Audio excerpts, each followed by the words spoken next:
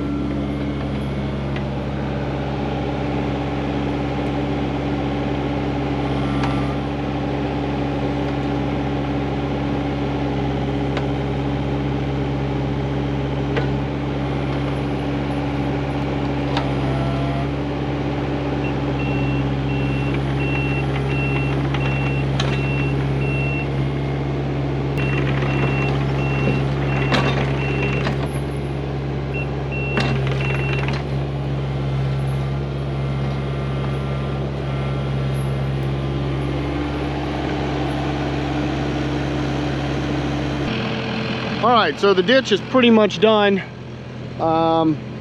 except for this one last little back end back here, but I'm gonna try to circle around and get this a little bit from over here. I couldn't get past this big pine right here. The property line is right about right there. So I got across the ditch. You can see where this water has been flowing through here.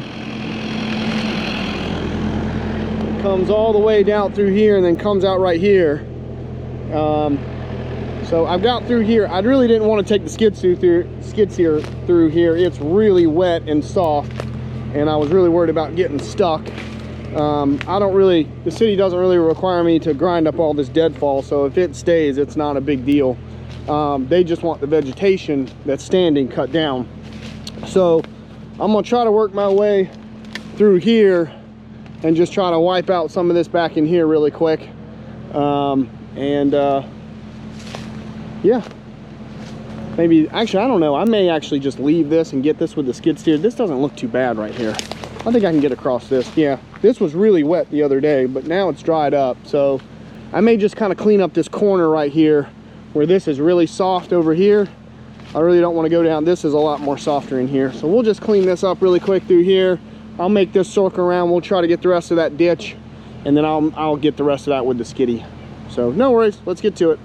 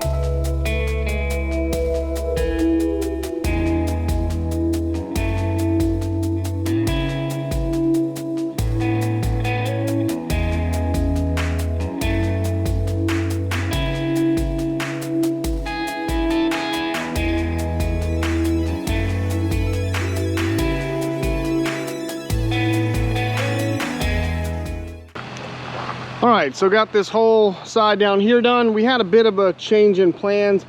The owner over here, his property line goes where that cone is there's a stake, a metal stake. So that property line is like right here actually.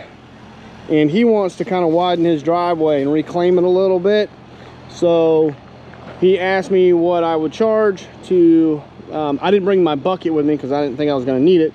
Luckily my office is not too far from here. So I'm gonna go take that machine back to the office and swap the mulcher out for the ditching bucket, and he wants me to basically push this back to the property line. Just come along here and just kind of scrape all this back and widen it up, and then he's going to re-rock his driveway. And I may talk to him about re-rocking the driveway too, but for now we're just going to kind of push all this back and get it back to the property line so he can have a couple more feet of driveway. So that's coming up next, so let's go do that.